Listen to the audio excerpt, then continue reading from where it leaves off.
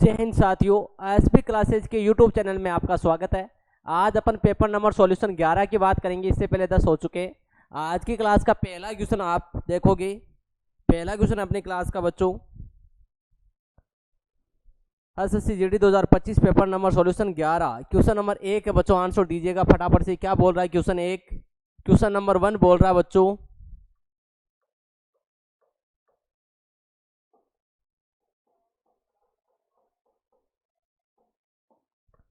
निम्नलिखित में से किसने वर्ष 1858 ईस्वी में झांसी के किले की घेराबंदी की थी? जनरल डायर कौन है बच्चों, जिसने जलियांवाला बाग हत्याकांड की फायरिंग का ऑर्डर दिया था? जलियांवाला बाग जो हत्याकांड होता है उसके अंदर जो फायरिंग का ऑर्डर दिया जाता है वो किसके द्वारा दिया जाता है? जनरल आर डायर के द्वारा। कब होता है ये? 13 अप्रैल 1919। कब हुआ था? 13 अप्रैल 1919 बच्चों।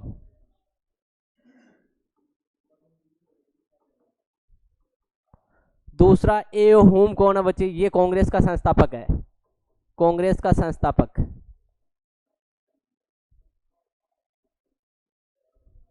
अगला है सर ह्यू रोज। इसका क्या करेक्ट आंसर हो बच्चों? कौन है सर ह्यू रोज?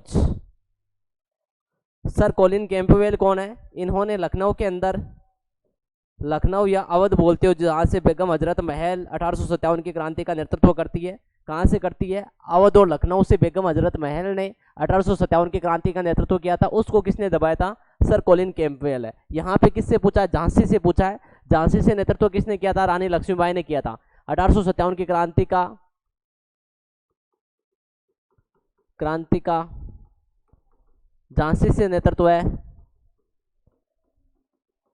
नेतृत्व कौन करती है? रानी लक्ष्मीबाई करती है बच्चों, रानी लक्ष्मीबाई। और अंग्रेज अधिकारी किसने दबाया? तो क्या आंसर होगा? सर ह्यू रोज होगा। घेराबंदी किसने की थी? या अंग्रेज अधिकारी कौन था? सर ह्यू रोज था बच्चों। करेक्ट आंसर क्या है? सर ह्यू रोज। पहले क्वेश्चन का करेक्ट आंसर क्या था? सर ह्यू रोज। ये सारी बातें आपको लिखनी है, बेसिक बेसिक। आर डायर कौन है? जनरल डायर जो बच्चों, ये जलियांवाला बाग हत्याकांड होता है 13 अप्रैल 1919। यहाँ पे जो फायरिंग का जो ऑर्डर दिया था वो आर डायर है। ए ओम कौन है? कांग्रेस का संस्थापक है। स्थापना कब होती है कांग्रेस की? 28 दिसंबर 1885 को कांग्रेस की स्थापना होती है। उसका संस्थापक ए ओ होम है। सर ह्यू रोज इसका करेक्ट आंसर है। कॉलिन कैंपबेल लखनऊ और अवध से जो हुआ था, यहाँ से नेतृत्व किसने किया था? बेगम हजरत महल ने किया था। किसने किया था? बेगम हजरत महल। इसको किसने दबाया था? कॉलिन कैंपबेल ने दबाया था। ठीक है। 1857 की क्रांति का आपका झांसी से नेतृत्व किसने किया था? रानी लक्ष्मीबाई ने किया था। इसकी लड़ते हुए कब मृत्यु होती है? 1858 ईस्वी के अंदर रानी लक्ष्मीबाई की ग्वालियर में लड़ते हुए मृत्यु हुई। ग्वालियर में लड़ते हुए मृत्यु हुई। एग्जाम में क्वेश्चन आता है, ऐसा किसने कहा था? भारतीय क्रांतिकारियों में एकमात्र मर्द है। 1857 की क्रांति में किसने किसके लिए कहा था? सर जो ह्यूरोज है बच्चे, सर ह्यूरोज है। इसने रानी लक्ष्मीबाई के लिए क्या कहा था कि भारतीय क्रांतिकारियों में कोई एकमात्र मर्द है तो कौन है? रानी लक्ष्मीबाई है। इस प्रकार से इसने लड़ाई लड़ी थी बच्चों। 1857 की क्रांति में भाग लेती है, झांसी से लेती है, और 1858 में ग्वालियर में इनकी मृत्यु होती है। ये सारी बातें आपको फैक्चुअल बातें याद रखनी बच्चों, ये सारी चीजें याद रखनी है। अगले क्वेश्चन पे चलते हैं, लिख लेना, स्क्रीनशॉट ले लेना। अगला क्वेश्चन आज की क्लास का क्वेश्चन नंबर 2। इसका आंसर दोगे बच्चों। क्या क्वेश्चन है देखिएगा। क्वेश्चन बोल रहा है, निम्नलिखित में से कौन सी नृत्य शैली असम से संबंधित है? असम से कालबेलिया ही राजस्थान का है बच्चों। कालबेलिया राजस्थान से संबंधित है। बिहू कहां से है? असम से है बच्चों, असम से। भागड़ा कहां से? गुजरात से है। भागड़ा गुजरात से नहीं है। भागड़ा कहां से है बच्चों? पंजाब से है। और कथक कहां से है? कथक उत्तर प्रदेश से है। उत्तर प्रदेश। इस क्वेश्चन का आंसर क्या होगा? करेक्ट बिहू होगा। याद रखना, बिहू कैसा नृत्य है? ये युगल नृत्य है। बिहू एक युगल नृत्य है बच्चों। बिहू एक युगल नृत्य है। इसमें महिलाएं और पुरुष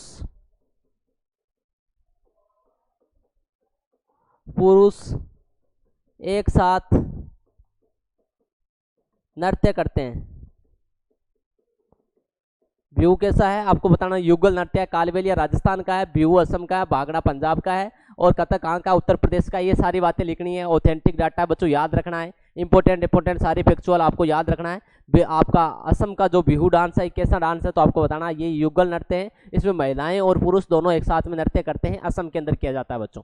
चलें अगले क्वेश्चन की बात करते हैं। अगला क्वेश्चन है,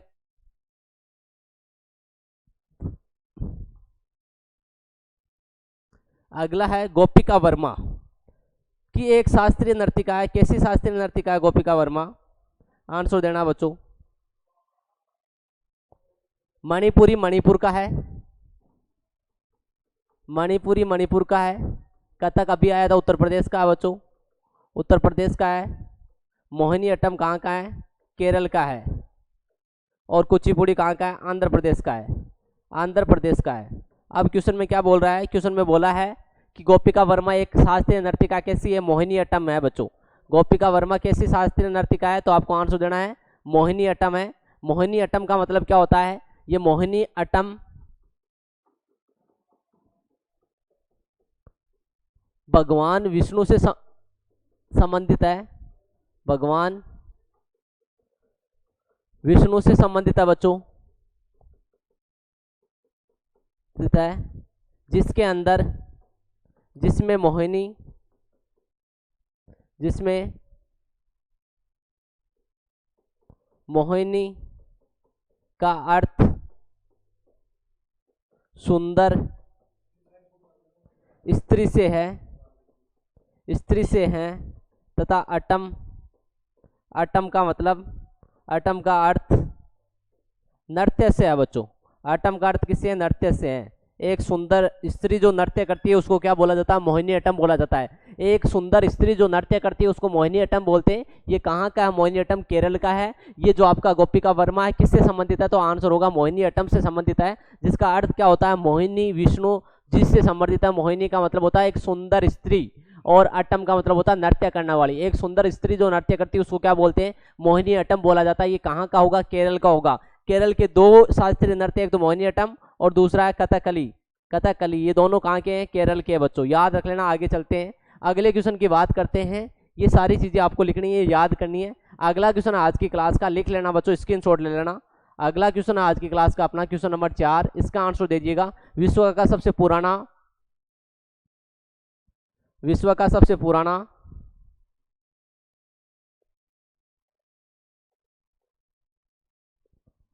टेनिस टूर्नामेंट निम्नलिखित में से कौन सा है। विबल्डन ओपन है, फ्रेंच ओपन है, ऑस्ट्रेलियन ओपन है, यूएस ओपन है। ये 4 तरह के क्या होते हैं, टेनिस ओपन होते हैं बच्चों। 4 प्रकार के टेनिस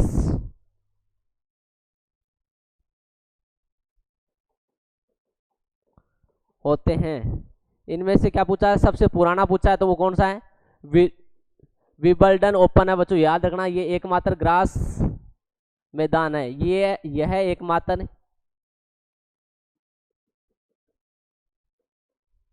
ग्रास मैदान है, ये भी याद रखना बच्चों।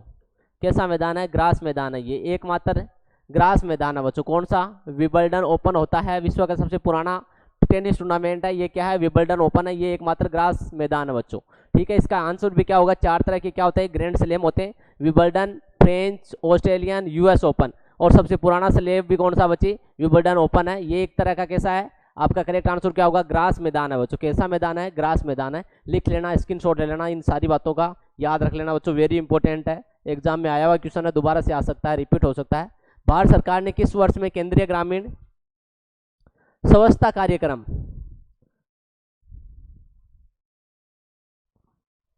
भारत सरकार ने किस वर्ष केंद्रीय ग्रामीण स्वच्छता कार्यक्रम आरंभ किया, 1986 में, 1992 में, 2014 में, 1989 में, कब किया था। केंद्रीय ग्रामीण स्वच्छता अभियान कब शुरू किया गया, 1986 ईस्वी में शुरू किया जाता है बच्चों। ठीक है, जिसके अंदर क्या था, ग्राम स्तर पर महिलाओं और पुरुषों की भागीदारी को सुनिश्चित करना,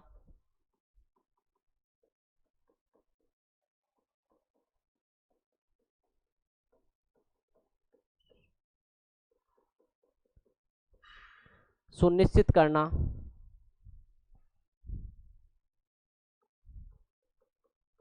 ठीक है, कब किया जाता है? 1986 में। अगर पूछे स्वच्छ भारत मिशन कब शुरू किया गया, स्वच्छ भारत मिशन कब शुरू किया गया? स्वच्छ भारत मिशन, मिशन प्रधानमंत्री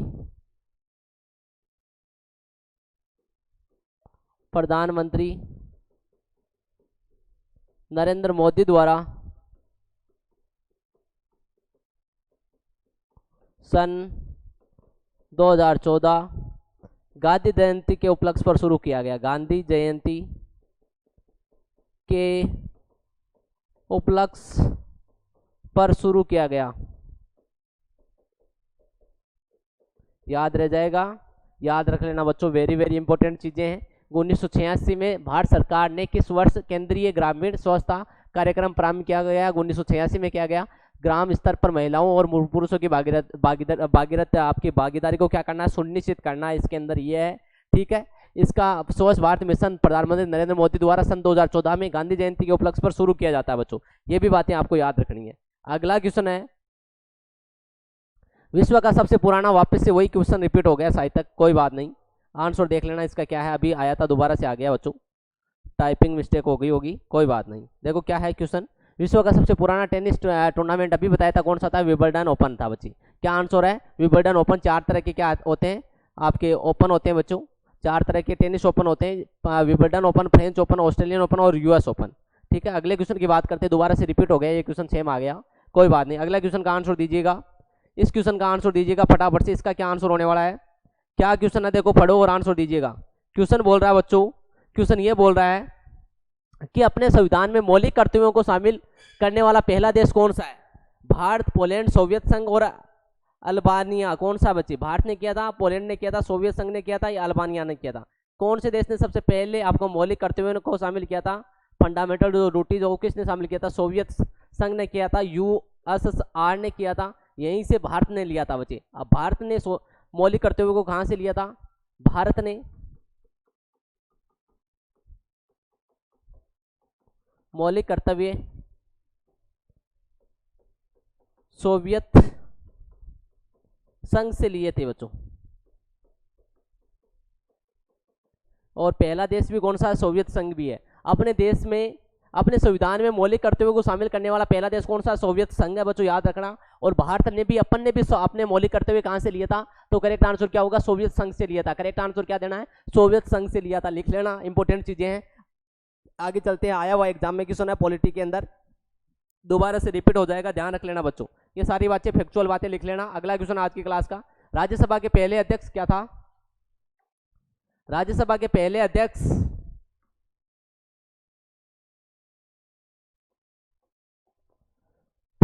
कौन थे? राजेंद्र प्रसाद थे। राज्यसभा की बात हो रही, राजेंद्र प्रसाद तो क्या थे? प्रथम क्या थे बच्चे? प्रथम राष्ट्रपति थे ये तो। प्रथम अध्यक्ष की पूछा है, एस राधाकृष्णन थे, सचिदानंद सिन्हा थे, बी आर अम्बेडकर थे। ये क्या थे बच्चे? संविधान सभा की प्रारूप समिति के अध्यक्ष थे।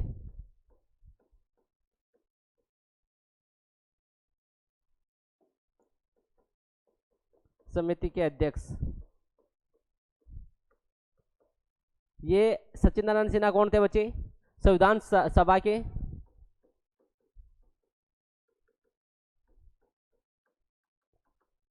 अस्थाई, स्थायी, अस्थायी तो कौन?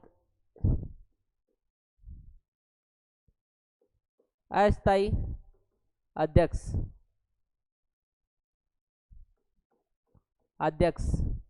और एस राधाकृष्णन कौन थे? भारत के प्रथम उपराष्ट्रपति। अब देखो बच्चों, हमेशा याद रखना, राज्यसभा के पहले अध्यक्ष कौन होता है? भारत का जो उपराष्ट्रपति होता है वो क्या होता है? राज्यसभा का पहला, जो भी उपराष्ट्रपति होता है वो क्या होता है? राज्यसभा का अध्यक्ष होता है। तो पहले उपराष्ट्रपति कौन थे? एस राधाकृष्णन थे। यही इस क्वेश्चन का क्या होगा? आंसर होगा। अगर ये क्वेश्चन इस टाइप से आता, वर्तमान में राज्यसभा का अध्यक्ष बताइए, वर्तमान में राज्यसभा का अध्यक्ष है, राज्यसभा का अध्यक्ष है, तो कौन होता है अध्यक्ष? आपको पता चल गया अध्यक्ष कौन होता है कि उपराष्ट्रपति होता है। तो करेक्ट आंसर क्या होता? जगदीप धनखड़। राज्यसभा का हमेशा अध्यक्ष कौन होता है? उपराष्ट्रपति होता है। राज्यसभा की अध्यक्षता कौन करता है? उपराष्ट्रपति करता है। अगर प्रथम पूछा तो क्या आंसर देंगे? एस राधाकृष्णन भारत के क्या थे? पहले उपराष्ट्रपति थे। अभी वर्तमान में उपराष्ट्रपति कौन है? जगदीप धनखड़ है। यही क्या हो जाएंगे? हमेशा याद रख लेना। राज्यसभा का अध्यक्ष यहां पे लिख रहा हूं मैं,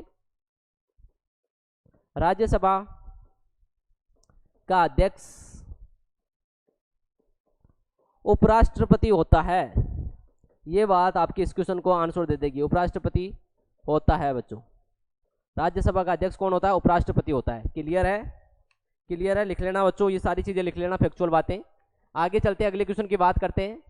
ये क्वेश्चन हो गया आपका, राज्यसभा के पहले अध्यक्ष पूछे तो कौन होगा? एस राधाकृष्णन होंगे बच्चों। ये सारी बातें भी लिख लेना आप। अगले क्वेश्चन की बात करते हैं। अगला क्वेश्चन आज की क्लास का, भारत में मतदान की आयु को घटाकर 18 वर्ष कर दी गई। कब कर दी गई?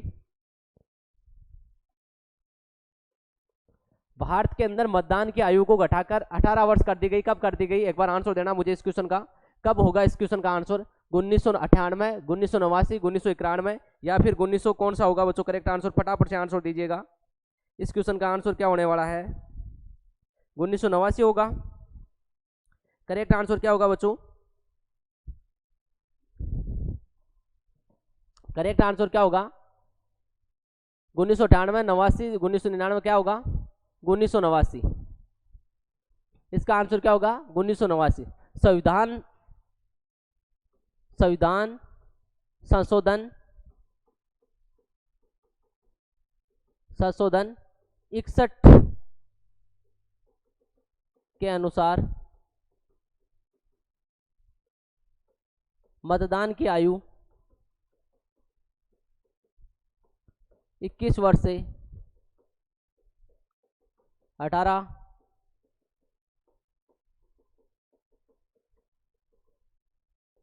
अनुच्छेद कौन सा बच्चों? अनुच्छेद 324 के तहत। अनुच्छेद कौन सा बोलता है कि भारत के अंदर जो मतदान की आयु कितनी होगी? 18 वर्ष होगी। ये अनुच्छेद 324 बोलता है बच्चों। अनुच्छेद 324 के तहत क्या कर दिया गया? भारत में मतदान की आयु कब घटाकर 18 वर्ष से 18 वर्ष कर दी गई। पहले 21 वर्ष हुआ करती थी। 1989 से पहले भारत की मतदान की आयु कितनी होती थी? 21 वर्ष होती थी बच्चों। 21 वर्ष से घटाकर कितनी कर दी? 18 वर्ष कर दी। कब की गई? तो आपको आंसर देना है 1989 के अंदर। कब की गई? 1989 ईस्वी में। ठीक है बच्चों, आगे चलें। अगले क्वेश्चन की ये बातें लिख लेना, सारी बातें। कौन से संविधान में संशोधन हुआ? 61वें संविधान संशोधन के तहत भारत के अंदर मतदान की आयु 21 से 18 कर दी गई। ये बात भी याद रखनी बच्चों आपको। आगे चलते हैं। अगला क्वेश्चन आज की क्लास का, क्वेश्चन नंबर 10। आंसर दीजिएगा। क्या बोल रहा है क्वेश्चन? देखो, पढ़ो, आए हुए हैं सारे के सारे क्वेश्चन एग्जाम में आए हुए हैं। निम्नलिखित में यूरोपीय व्यापारिक शक्तियों के आगमन का क्रम निम्नलिखित में से कौन सा है? पुर्तगाल, डच, अंग्रेज, डेनिश, फ्रांस नहीं होगा बच्चों। डच, अंग्रेज, पुर्तगाली नहीं होगा। एक नंबर पर तो क्या होगा? पुर्तगाल होगा। या तो ये ऑप्शन होगा जो मैंने अलग कर दिया, पहले नहीं होगा। पुर्तगाल है, सही है। पुर्तगाल के बाद में डच आए थे। पुर्तगाल के बाद में डच आता है, तो सी नंबर भी ऑप्शन नहीं होगा, डी भी नहीं होगा। कौन सा होगा? ए नंबर ऑप्शन होगा बच्चों। सबसे पहले कौन आया था? याद रखना, पुर्तगाल आया था। एक नंबर पर पुर्तगाल आता है, 2 नंबर पर डच आता है, 3 नंबर पर अंग्रेज आए थे, 4 नंबर पर ये डेन लिख दिया। डेन में समझा नहीं था, ये डेनिस है, डेनमार्क के लोग हैं। ये डेनिस है बच्चों। 4 नंबर पर डेनिस आए थे। 5वें नंबर पर कौन आते हैं? भारत के अंदर फ्रांसीसी आते हैं। इनका आगमन का क्रम कौन सा होगा? ए नंबर ऑप्शन होगा बच्चों। भारत के अंदर यूरोपीय कंपनियों का आगमन का क्रम, यूरोपियन कंपनियों का क्रम बोले तो एक नंबर पर कौन आए थे? पुर्तगाली आए थे बच्चों, याद रखना। एक नंबर पर पुर्तगाली कब आए पूछ ले? 1498 ईस्वी में आते हैं, 1498। 2 नंबर पर आए थे डच। डच कब आते हैं? 1596 ईस्वी में आए थे बच्चों, 1596 ईस्वी। 3 नंबर पर आए थे अंग्रेज। अंग्रेज कब आते हैं? अंग्रेज आए थे 1599 ईस्वी में, 1599 ईस्वी। 4 नंबर पर आए थे डेनिस, जिसको डेन लिख रखा है इसने, डेनिस। ये कब आते हैं? ये आते हैं आपके 1600 ईस्वी को। उसके बाद में 4 नंबर पर डेनिस है। 5 नंबर पर आए थे फ्रांस। फ्रांसीसी कब आते हैं? 1664 ईस्वी को आते हैं बच्चों। और 6 नंबर पर होता तो क्या करते हैं? स्वेडिश। ये कब आते हैं? 1731 ईस्वी में आते हैं। इनका आगमन का क्रम ये है बच्चों। 1 नंबर पर पुर्तगाल, डच, अंग्रेज, डेनिश, फ्रांस और स्वीडिश, ये 6 कंपनियां भारत के अंदर आती है, यूरोपीय कंपनियां। एग्जाम में 5 दी हुई, तो 1 नंबर क्या होगा, पुर्तगाल होगा, 2 नंबर डच होगा, 3 नंबर पर अंग्रेज, 4 नंबर पर डेनिश होगा, 5 नंबर फ्रांसीसी होगा। इनका सीक्वेंस लिख दिया, कब कब आए। 1498 में पुर्तगाली आते, 1596 में आपके डच आते, 1599 में अंग्रेज आए थे। डेनिश ईस्ट इंडिया कंपनी की स्थापना कब होती है, 1602 को होती है। डेनिश ईस्ट इंडिया कंपनी आए कब थे बच्चों, 1600 को आते हैं। आपका फ्रांसीसी कब आए थे, 1664 में आते हैं। और स्वीडिश कब आए थे, 1731 में आए थे। आगमन का क्रम ये है। इस क्वेश्चन का आंसर भी क्या होगा, तो डी होगा। आया हुआ एग्जाम में है बच्चों, याद रख लेना। ए नंबर ऑप्शन करेक्ट आंसर है, ए नंबर ऑप्शन करेक्ट आंसर है। किस घटना के बाद में महात्मा गांधी ने फरवरी 1922 में असहयोग आंदोलन वापस ले लिया। अब देखो बच्चों, बहुत अच्छा क्वेश्चन आया एग्जाम में, बहुत अच्छा ही क्वेश्चन है। असहयोग आंदोलन शुरू कब किया जाता है, महात्मा गांधी के द्वारा असहयोग आंदोलन, असहयोग आंदोलन की शुरुआत आपसे पूछे तो क्या बताना है, 1 अगस्त 1920 ईस्वी को महात्मा गांधी द्वारा शुरू किया गया, महात्मा गांधी द्वारा शुरू किया गया, शुरू किया गया। अब बोला है किस घटना के बाद में महात्मा गांधी ने फरवरी 1922 में असहयोग आंदोलन वापस ले लिया था। सेंट्रल असेंबली बम ब्लास्ट, जो इससे कोई लेना देना नहीं है। जलियांवाला बाग नरसंहार अभी बताया था 13 अप्रैल 1919, इसका कोई लेना देना नहीं। काकोरी ट्रेन कोई जो लेना देना नहीं। चोरा चोरी इंसिडेंट, चोरा चोरी घटना के बाद में महात्मा गांधी ने असहयोग आंदोलन को वापस ले लिया था। पूछ लिए कब हुई, तो क्या बताओगे, ये 4 फरवरी 1922 को होती है। यह आंदोलन कब लिया गया था वापस, यह आंदोलन कब लिया जाता है, तो 12 फरवरी 1922 को लिया जाता है। 12 फरवरी 1922 को महात्मा गांधी ने असहयोग आंदोलन को वापस ले लिया। कौन सी घटना के बाद में, चोरा चोरी घटना। ये कहाँ पे होती है, गोरखपुर, गोरखपुर उत्तर प्रदेश के अंदर हुई बच्चों। कहाँ पे हुई, गोरखपुर उत्तर प्रदेश।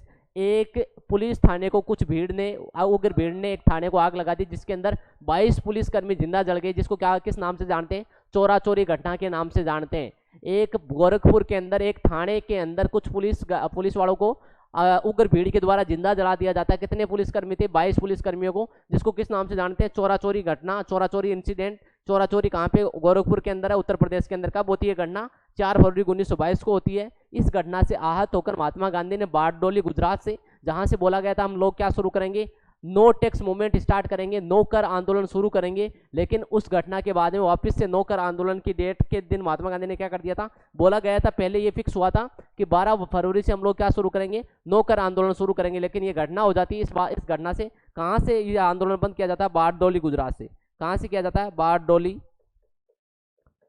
गुजरात से महात्मा गांधी ने असहयोग आंदोलन वापस बंद कर दिया। अगर पूछे कब शुरू किया गया, तो 1 अगस्त 1920 को क्या करते हैं, 1 अगस्त को क्या होता है, आपके आपके बाल गंगाधर तिलक की मृत्यु होती है। बाल गंगाधर तिलक की भी मृत्यु कब हुई थी, 1 अगस्त 1920 को हुई थी बच्चों, 1 अगस्त 1920 को हुई थी। आगे चलते हैं, अगला क्वेश्चन है, लिख लेना सारी बातें, लिख लेना, इंपॉर्टेंट बातें हैं बच्चों। आगे चलते हैं, आगे है नेक्स्ट अगला क्वेश्चन आज की क्लास का, आंसर दीजिएगा बच्चों। उत्तर पश्चिम प्रांत में पठानों,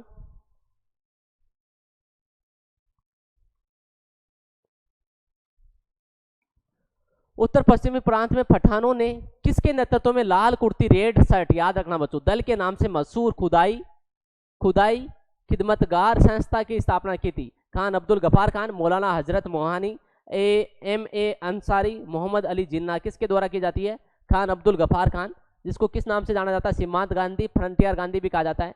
जिन्हें इन्हें बच्चों, किन्हें, लाल आपके खान अब्दुल गफार खान, इन्हें सीमांत गांधी और फ्रंटियर गांधी के नाम से जाना जाता है।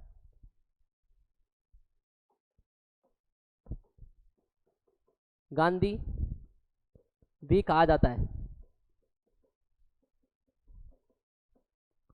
प्रथम विदेशी जिन्हें भारत रत्न मिला वो भी यही है, प्रथम विदेशी जिन्हें भारत रत्न मिला, प्रथम विदेशी जिन्हें भारत रत्न मिला कौन था, खान अब्दुल गफार खान था बच्चों। कौन था, खान अब्दुल गफार खान प्रथम विदेशी है जिन्हें भारत रत्न मिलता है। इन्हें किस नाम से जाना जाता है, सीमांत गांधी और फ्रंटियर गांधी। इनकी जो पार्टी है उसका नाम क्या है, खुदाई खिदमतगार या लाल कुर्ती दल के किसके नेतृत्व में स्थापना की गई थी? Khan Abdul Gaffar Khan. Very very important है बच्चों, खुदाई खिदमतगार या लाल कुर्ती दल पूछ ले किसका है तो खान अब्दुल गफ्फार खान बताना है। लाल कुर्ती दल पूछ ले आपसे या खुदाई खिदमतकार पूछ ले तो भी क्या बताना है? लाल खान अब्दुल गफ्फार खान का है। प्रथम विदेशी है ये बलूचिस्तान के थे बच्चों। कहाँ के थे ये? बलूचिस्तान, बलूचिस्तान के हैं। प्रथम विदेशी जिन्हें क्या मिला? भारत रत्न मिला। प्रथम विदेशी जिन्हें क्या मिलता है? भारत रत्न मिलता है। याद रख लेना बच्चों, बहुत इंपॉर्टेंट चीजें हैं। आगे चलते हैं, अगले क्वेश्चन की बात करते हैं। सिकंदर ने किस वर्ष भारत पर आक्रमण किया? सिकंदर का गुरु का नाम कोई बता सकता है मुझे? सिकंदर के गुरु का नाम बता सकते हो आप में से कोई? इनके गुरु का नाम क्या था? पूछा है सिकंदर ने किस वर्ष भारत में आक्रमण किया? 400 ईसा पूर्व नहीं, 126 ईसा पूर्व नहीं, 326 ईसा पूर्व। इस वर्ष में भारत के अंदर किसका शासन था? इस समय किसका शासन था भारत के अंदर? मौर्य साम्राज्य का शासन था बच्चों। किसका? मौर्य साम्राज्य नहीं, मौर्य साम्राज्य का नहीं, नंद वंश का शासन था बच्चों। किसका था? नंद वंश। सिकंदर ने वर्ष किस पर आक्रमण किया? 326 ईसा पूर्व किया था। इनके गुरु का नाम पूछ ले, गुरु का नाम? अरस्तु।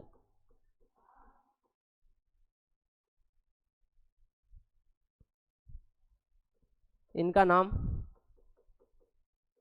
फिलिप्स, फिलिप द्वितीय बच्चों, याद रह जाएगा। 326 ईसा पूर्व में होता है इनका भारत पर आक्रमण। कब होता है? सिकंदर ने भारत पर आक्रमण कब किया? 326 ईसा पूर्व में किया था बच्चों। ठीक है, अगले क्वेश्चन की बात करते हैं। अगला क्वेश्चन है 324 के आसपास इनकी मृत्यु हो जाती है बच्चों। अगला क्वेश्चन है, इसका आंसर दीजिएगा।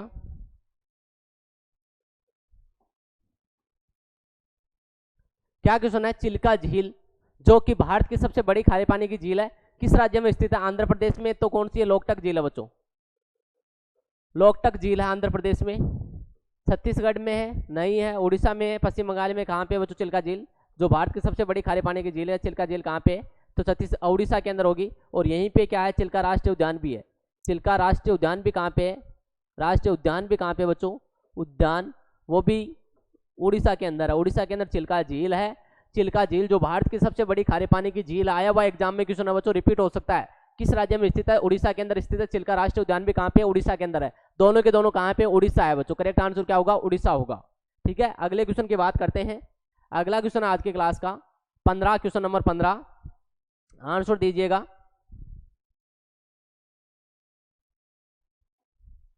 इसका क्या आंसर होगा? निम्नलिखित में से कौन सी नदी तिब्बत, भारत और बांग्लादेश से होकर गुजरती है? कौन सी नदी गुजरती है? तिब्बत, बांग्लादेश और भारत से होकर गुजरती है। ब्रह्मपुत्र, नर्मदा, यमुना और गंगा। कौन सी नदी गुजरती है? ब्रह्मपुत्र गुजरती है। ब्रह्मपुत्र को बांग्लादेश के अंदर किस नाम से जाना जाता है? ब्रह्मपुत्र नदी को बांग्लादेश में ब्रह्मपुत्र, गंगा नदी को क्या बोलते हैं वो भी लिखाऊंगा अभी। ब्रह्मपुत्र नदी को बांग्लादेश में जमुना के नाम से जाना जाता है।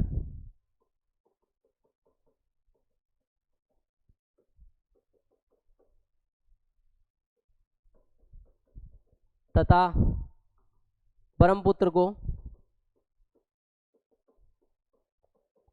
तिब्बत में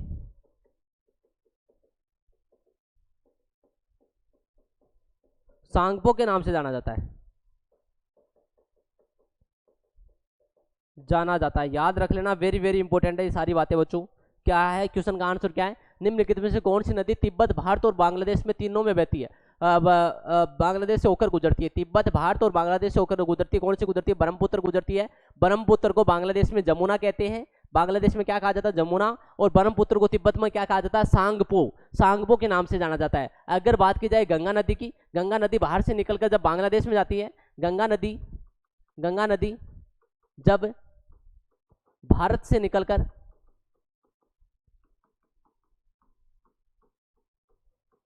बांग्लादेश जाती है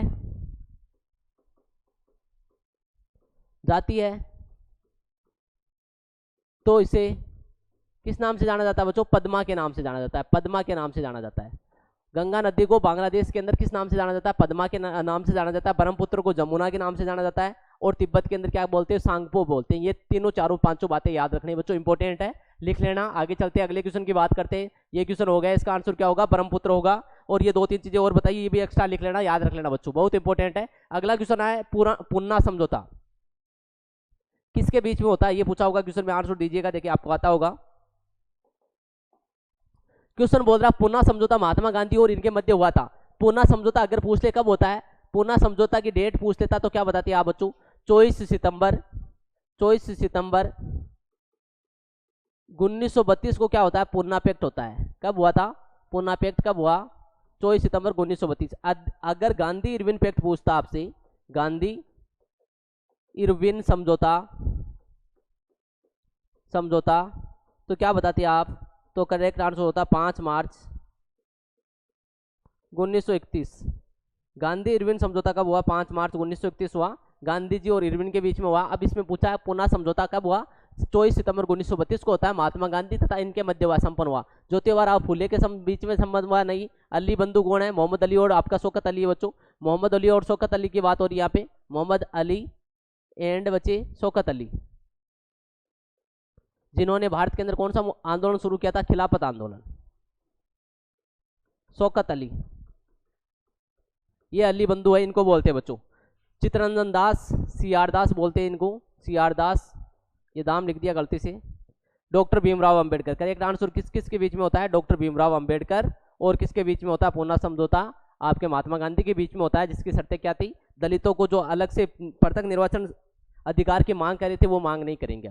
दलित जिसकी मांग कर रहे थे पृथक निर्वाचन अधिकार की मांग, वो रोक दी गई, बंद कर दी गई। महात्मा गांधी और भीमराव अंबेडकर के बीच में पुन्ना समझौता होता है। किसके बीच में होता है, महात्मा गांधी और भीमराव अंबेडकर के बीच में पुन्ना समझौता हुआ। करेक्ट आंसर क्या होगा, महात्मा गांधी और भीमराव अंबेडकर। अगला क्वेश्चन है आज की क्लास का, क्वेश्चन नंबर 17वां। भारत के संविधान सभा में ऐतिहासिक उद्देश्य संकल्प को निम्नलिखित में से किसके द्वारा प्रस्तुत किया गया था, डॉक्टर राजेंद्र प्रसाद के द्वारा, मौलाना अबुल कलाम आजाद के द्वारा, जवाहरलाल नेहरू के द्वारा, के.एस. मुंशी के द्वारा, किसके द्वारा किया जाता है, उद्देश्य जो प्रस्ताव है किसके द्वारा प्रस्तुत किया जाता है, उद्देश्य जो प्रस्ताव है बच्ची ये किसके द्वारा किया जाता है प्रस्तुत, तो आंसर होगा जवाहरलाल नेहरू के द्वारा किया जाता है। कब किया जाता है, ये किया जाता है 13 दिसंबर 1946 को किया जाता है। ये कौन सी बैठक हुई थी, संविधान सभा की तीसरी बैठक। पहली बैठक होती है 9 दिसंबर को, संविधान सभा की पहली बैठक हुई थी 9 दिसंबर 1946 को, दूसरी बैठक हुई थी 11 दिसंबर 1946 को, तीसरी बैठक होती है, तृतीय बैठक 13 दिसंबर 1946 को क्या किया गया था, भारतीय संविधान सभा में ऐतिहासिक उद्देश्य संकल्प को क्या किया था, निम्नलिखित में से किसने प्रस्तुत किया था, तो आंसर होगा जवाहरलाल नेहरू के द्वारा प्रस्तुत किया जाता है। कब किया जाता है, 13 दिसंबर 1946 को किया जाता है। इससे पहले संविधान सभा की कितनी बैठक हो चुकी थी, 2 हो चुकी थी। पहली पूछे तो 9 दिसंबर को होती है, दूसरी 11 दिसंबर को होती है, तीसरी 13 दिसंबर को होती है। अगर संविधान सभा में कुल लोगों की संख्या पूछ ले, कुल व्यक्तियों की संख्या पूछ ले तो कितनी है, 389 है। महिलाओं की संख्या पूछ ले तो कितनी है, 15 है बच्चों। संविधान सभा में महिलाओं की संख्या कितनी थी, 15 थी। कुल व्यक्तियों की संख्या कितनी थी, 389 थी। संविधान सभा का अध्यक्ष पूछ ले आपसे तो क्या बताओगे, संविधान सभा के प्रारूप समिति का तो अध्यक्ष कौन था, डॉक्टर भीमराव अंबेडकर था बच्चों। प्रारूप समिति का अध्यक्ष कौन है, डॉक्टर भीमराव अंबेडकर। आगे चले, अगला क्वेश्चन आज की क्लास का, इसका आंसर दीजिएगा। क्वेश्चन नंबर 18, अनुच्छेद 32 को, अनुच्छेद जो 32 है, क्या है अनुच्छेद 32, कोई बता सकता है मुझे, फटाफट से आंसर दीजिएगा। अनुच्छेद 32 किससे रिलेटेड है, को भारतीय संविधान का क्या कहा गया, हृदय और आत्मा किसने कहा था, सच्चिदानंद सिन्हा ने कहा था, पंडित जवाहरलाल नेहरू ने कहा था, एम.वी. पायले ने कहा था, भीमराव अंबेडकर ने कहा था बच्चों। किसने कहा था, भीमराव अंबेडकर ने कहा था। क्या है ये अनुच्छेद 32, अनुच्छेद 32 किससे संबंधित है, तो आंसर होगा अनुच्छेद 32 किससे संबंधित है, आपको आंसर देना है संवैधानिक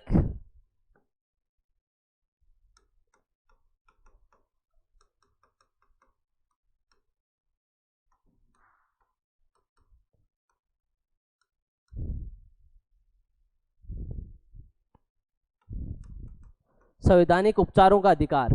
अनुच्छेद 32 क्या बोलता है, संवैधानिक उपचार दिए जाएंगे आपको, अलग अलग चीज़ों के कोई भी चीज़ का उपचार होगा उसके रिलेटेड क्या है, संविधान 32 है बच्चों, अनुच्छेद 32 है। भारतीय संविधान का इसको क्या बोलते हैं, हृदय और आत्मा बोलते हैं।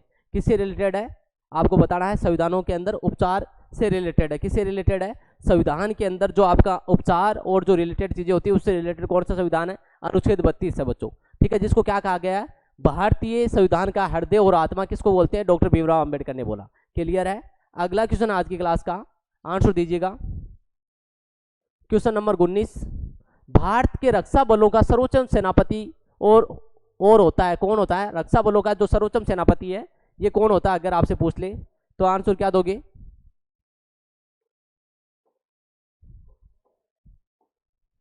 भारत के रक्षा बलों का सर्वोच्च सेनापति होता है, भारत का मुख्य न्यायाधीश होता है, नहीं बच्चों। भारत का प्रधानमंत्री होता है, नहीं। सेनाध्यक्ष होता है, नहीं होता है। कौन होता है, ये होता है भारत का राष्ट्रपति होता है। वर्तमान में कौन है सर्वोच्च अधिकारी, तो आपका आंसर होगा बच्चों राष्ट्रपति होगा। अभी सेना के अंदर एक नई पोस्ट जारी की गई है जिसको बोलते हैं सीडीएस।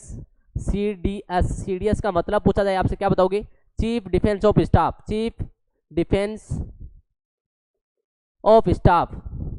अगर आपसे पूछ ले वर्तमान में चीफ डिफेंस ऑफ स्टाफ कौन है, वर्तमान सीडीएस, तो क्या आंसर दोगे, तो आंसर दोगे बच्चे अनिल चौहान। अनिल चौहान। और प्रथम कौन है, अगर प्रथम पूछ ले आपसे, प्रथम तो आंसर क्या दोगे, प्रथम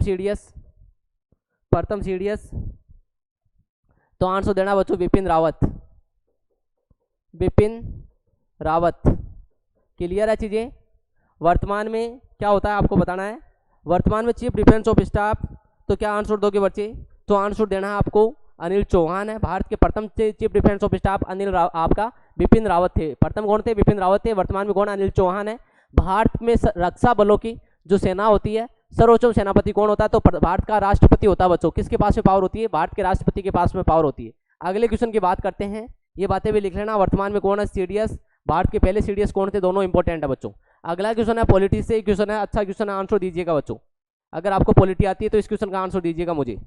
क्या बोल रहा है आंसर, देखो क्वेश्चन पढ़ो। क्वेश्चन बोल रहा है आपके सामने, भारत का उपराष्ट्रपति बनने के लिए अनुच्छेद कौन सा उपराष्ट्रपति से संबंधित है, अनुच्छेद कौन सा, अनुच्छेद 66। अनुच्छेद 66 क्या बोलता है बच्चों, अनुच्छेद 66 ये बोलता है उपराष्ट्रपति बनने के लिए निम्नलिखित में से कौन सी पात्रता आवश्यक नहीं है। उनका राज्यसभा के सदस्य के रूप में निर्वाचित होने के लिए एक अहिंत्र होना आवश्यक होना चाहिए बच्चों। उनका भारत का नागरिक होना चाहिए। उनकी आयु 35 वर्ष, यहाँ पे क्या लिखा हुआ 40 वर्ष लिखा हुआ, यहाँ पे थोड़ी सी मिस्टेक लग रही मुझे, 40 वर्ष पूरा होना चाहिए। देखते हैं अभी, ये थोड़ा सा मिस्टेक डाउटफुल लग रहा है। वे केंद्र सरकार या किसी राज्य सरकार के अधीन अथवा किसी स्थानीय या अन्य सार्वजनिक प्राधिकरण में लाभ के पद पर ना हो, ये भी सही है। तो इसका करेक्ट आंसर क्या हो जाएगा, इसका करेक्ट आंसर हो जाएगा सी नंबर ऑप्शन। यहाँ पे क्या होना चाहिए था, उनकी आयु कितनी होनी चाहिए, 35 वर्ष पूर्ण कर चुका हो। राष्ट्रपति बनने के लिए अनुच्छेद 66 बोलता है कि वह भारत का नागरिक हो, वह 35 वर्ष आयु पूर्ण कर चुकी हो, वो किसी भी लाभ के पद के ऊपर नहीं हो। ठीक है, ये सारी की सारी बातें कौन से बोलते हैं, आर्टिकल नंबर अनुच्छेद 66 के अंदर उपराष्ट्रपति का उल्लेख है। इसके अंदर इसका आंसर क्या हो जाता है, यहाँ पे करेक्ट आंसर क्या होगा, सी नंबर ऑप्शन। क्या होगा, भारत का उपराष्ट्रपति बनने के लिए निम्नलिखित में कौन सी पात्रता आवश्यक नहीं है, ये 40 वर्ष वाली आवश्यक नहीं है, बाकी आवश्यक है बच्चों। 40 की जगह 35 होता तो इसका ये आंसर नहीं होता, और बाकी सारे क्या होते, सही होते। ये सारे के सारे क्या होते, सही होते। आज की क्लास के ये 20 क्वेश्चन थे, आई होप आपको अच्छा लगा होगा। आज की क्लास में इतना ही। जय हिंद, जय Bharat, thank you so much.